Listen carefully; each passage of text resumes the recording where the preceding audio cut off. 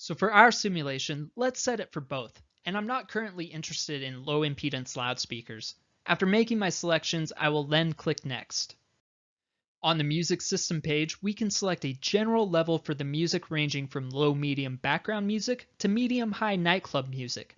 Background music installations require an average music level capability of at least 5 dB above the ambient noise. For good paging intelligibility, the system needs to be 10 dB higher than the ambient noise. Levels of 15 to 20 dB above ambient yields excellent intelligibility. Background music is a low-level ambient music that can be used to set a mood and keep the room from being silent. Foreground music is intended to be listened to set an image or to attract a certain demographic. Now we need to select the paging system. Notice that we give you a lot of examples from which to choose, and the ambient dB levels ranging from high level like a bowling alley, to mid level such as a supermarket, and to low level like the line at the bank. And this one is for a classroom. That's perfect. And here's a few more terms that you'll need to know. The decibel is a unit used to measure the intensity of a sound or the power level of an electrical signal by comparing it with a given level on a logarithmic scale. Ambient noise, sometimes called background noise, is the background sound pressure level at a given location. Then we have paging, also called voice or speech. It's used in speech reinforcement.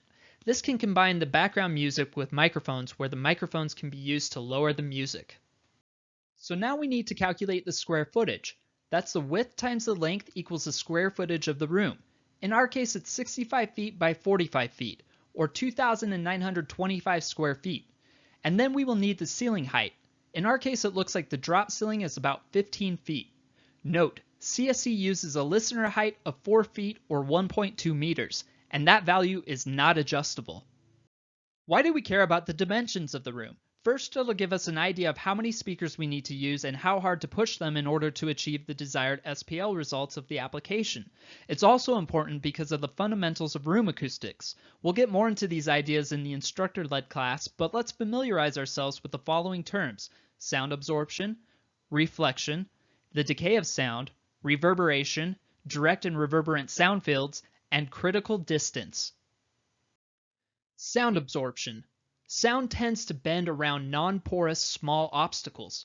However, large surfaces such as walls of rooms are typically porous. As a result, when sound strikes such a surface, some of the energy is reflected, some is absorbed, and some is transmitted through the wall and comes out the other side. Sound absorption then is the amount of sound that is absorbed in the room and not reflected or scattered.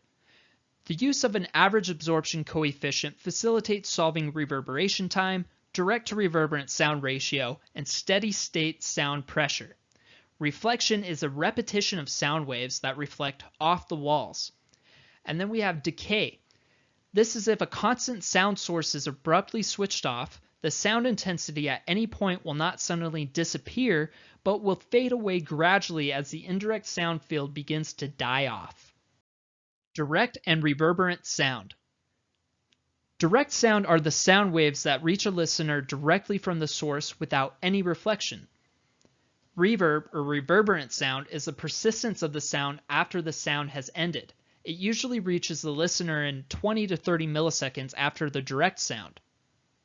Critical distance is the distance from a sound source along a specified axis to a point at which the densities of direct and reverberant sound fields are equal. Have you ever been in a class and you can't seem to understand what the teacher is saying, but if you move just one seat closer, it's much easier to hear? This is a very simple way to understand critical distance. After entering those values and clicking Next, we are finally brought to the Results section. Select Generate Report to get a printable report. The results for this particular application recommend a minimum decibel value of 75 dB and provide us with 3 different loudspeaker options. Each option displays the suggested tap setting, quantity required, distance between loudspeakers, and its continuous SPL capability.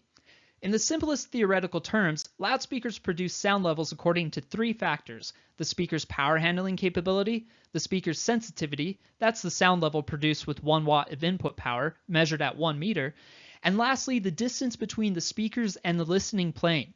The higher speaker density increases the SPL capability, overcomes ambient noise much better, and reduces the variation in sound level throughout the space. It's also worth noting that CSC lays out loudspeakers on an edge-to-edge spacing density. That means there is very little overlap in coverage from adjacent loudspeakers. Tighter densities can be achieved using the distributed system design software. In the next video, we'll use that and one of the suggested speaker options, the 8128 or 8138 loudspeaker. And now let's do just that. We'll move on to the next module, taking the loudspeakers you were just recommended and put them into another software tool, distributed system design.